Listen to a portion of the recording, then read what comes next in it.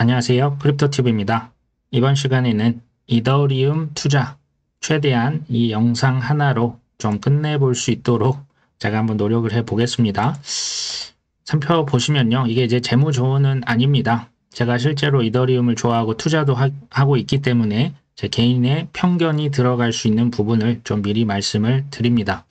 자, 마이크로 스트래티지는 이제 다 아시죠? 자, 2020년 8월부터 비트코인에 올인 했습니다. 지금 15만 개 이상을 갖고 있는 미국 상장 기업 중 가장 많이 들고 있습니다. 자, 실제로 이 마이클 셀러 회장이 비트코인을 제외하면 다 증권이고 대부분은 사라지고 말 것이다. 이런 발언을 했죠. 저는 여기에 동의하진 않습니다. 어찌됐건 20년 8월 이후로 이 회사의 주식이 145%가 올랐고요. 비트코인은 128%가 증가했습니다. 여기서 이제 질문을 던져보는 거죠. 만약에 비트코인 대신에 이더리움에 올인을 했다면 어땠을까? 그 수익률은 무려 371%에 달합니다. 비트코인의 거의 3배에 달하는 액수죠. 자, 이더리움이 다음 상승장 때 크게 또 상승할 수 있는 제가 이유를 한 5개 정도 꼽았습니다. 자, 첫 번째 그 이유는요. 바로 수요입니다. 수요라고 하는 게 이 지금 그 이더리움의 주소 숫자로만 나타낼 수는 없지만요. 어찌됐건 이 주소가 2016, 17 생겼을 때부터 지금까지 계속 수직 상승을 해오고 있죠. 더 괄목할 만한 것은 이 18, 19, 20년, 22, 23년은 사실상 하락장이라고 보셔도 되는 이 시기에도 사용자가 NFT다, 디파이다 해서 실제 필요에 의해서 이더리움 계정을 많이 만들어서 누군가 사용을 했다. 지금 이렇게 보시면 될 것 같습니다. 자, 두 번째 수요입니다. 수요는요. 이게 이제 가운데 주황색이 바로 비트코인의 공급량이죠. 1년에 약 1.7% 정도 늘어나고 있습니다. 이 위에 하얀색은요. 이더리움 채굴 버전입니다. 약 3.34% 정도 공급량이 증가하죠. 이 마지막 이 밑에 보이는 이 파란색이 바로 이더리움 그 POS 버전, 지금 우리가 투자하고 있는 이더리움인데요. 놀랍게도 공급량이 살짝 마이너스를 기록합니다. 자, 이게 가능한 이유는 이더리움을 사용하는 만큼 그 이더리움을 태워서 없애는 그 메커니즘을 적용하기로 합의를 했기 때문에 그렇습니다. 자, 이더리움의 공급량이 만약 감소를 지금 하고 있죠. 자, 수요가 증가가 되고요. 공급량이 조금이나마 이렇게 계속 줄어든다면, 그리고 상승장이면 이더리움에 대한 사용량이 훨씬 폭발적으로 늘어날 수 있습니다. 그러면 더 많이 타서 없어질 수가 있겠죠. 이더리움 가격이 올라갈 수 있는 게 그렇게 큰 두뇌가 필요한 것 같지는 않습니다. 자, 세 번째는 스피드와 그 이더리움 사용하는 데 드는 비용입니다. 물론 지금 여전히 비싸죠. 그리고 느립니다. 그렇기 때문에 이더리움 레이어 2라고 하는 이 프로젝트들이 지금 굉장히 많이 나오고 있습니다. 실제 여기 보시면요. 이더리움 2의 지금 사용 가치가 약 거의 10 billion dollars. 이 정도면 엄청난 돈이죠. 이 돈이 지금 여기에 이렇게 사용이 되고 있는 거죠. 누군가 이더리움을 더 빠르고 저렴하게 사용을 하고 있는 겁니다. 여기서 보시면 1위가 아비트럼이고요. 2위가 옵티미즘, 3위, 4위 해서 제가 좋아하는 폴리곤도 여기 10위에 이렇게 랭크가 되어 있네요. 자, 수많은 이더리움 레이어 2를 매우 빠르고 저렴하게 사용을 하고자 실제로 이런 프로젝트들이 우후죽순으로 사실 생겨나고 있죠.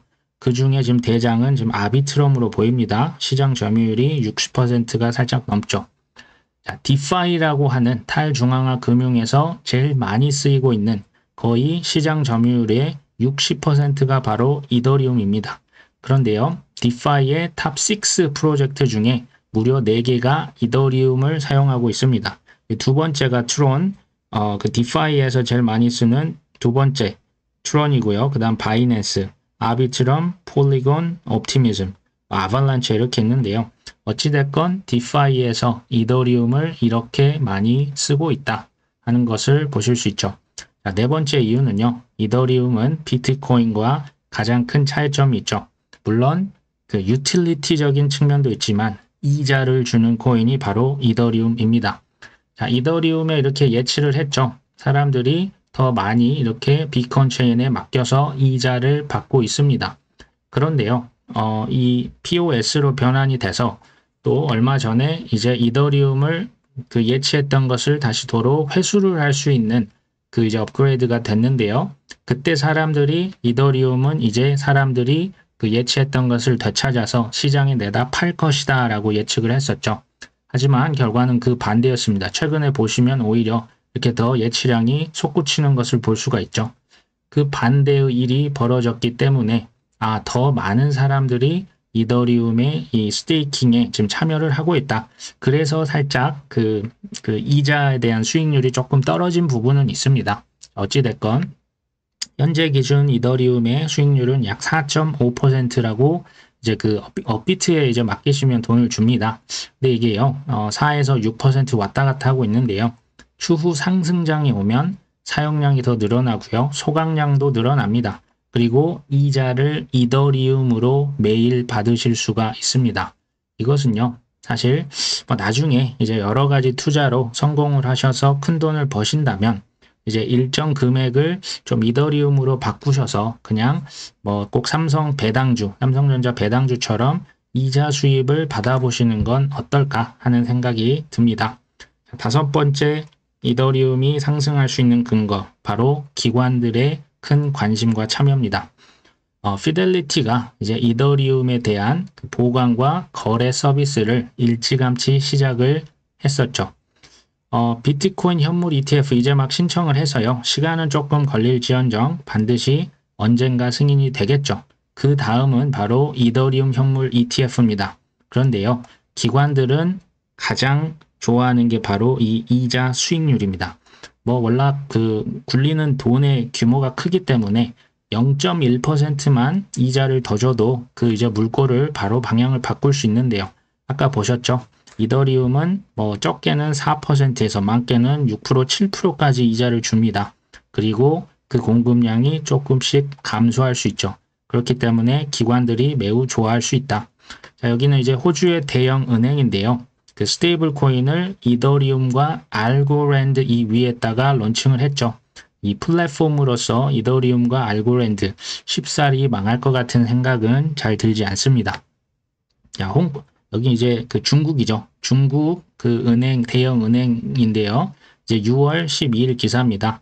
이더리움 위에 엄청나게 큰 규모의 증권을 발행했죠.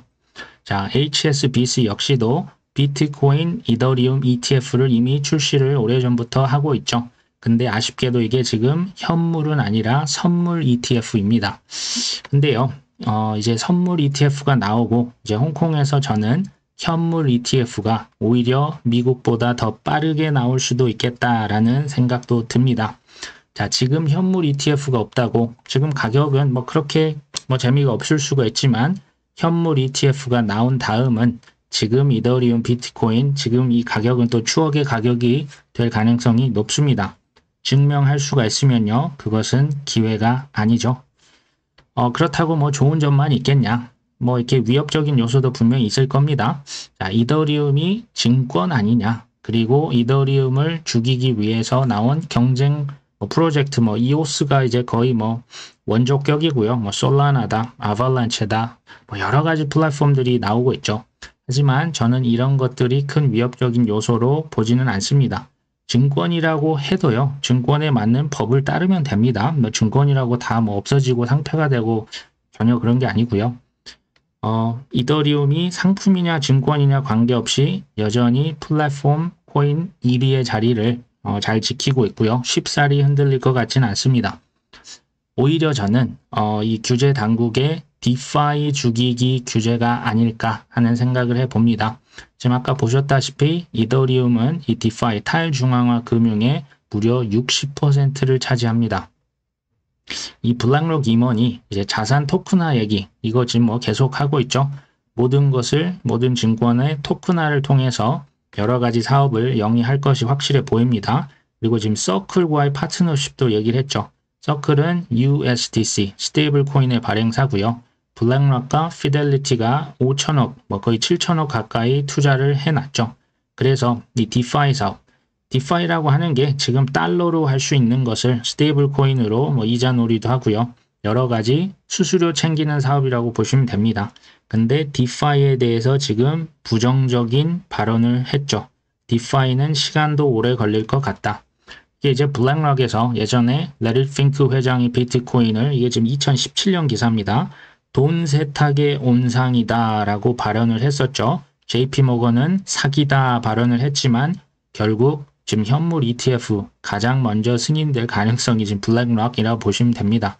디파이에 대해서도 지금 똑같은 작업을 하고 있다. 근데 이 지금 블랙락에서 디파이에 대해서 한마디 또 하죠.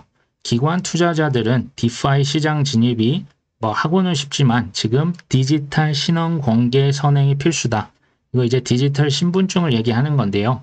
우리의 신분증을 그 컴퓨터 웹상 어디엔가 다 저장을 해놓고 우리는 뭐 편리하고 뭐 투명하고 이런 얘기를 하고 있죠. 이게 약간 그 중앙은행 디지털 화폐 CBDC랑 유사하다 보시면 되는데요.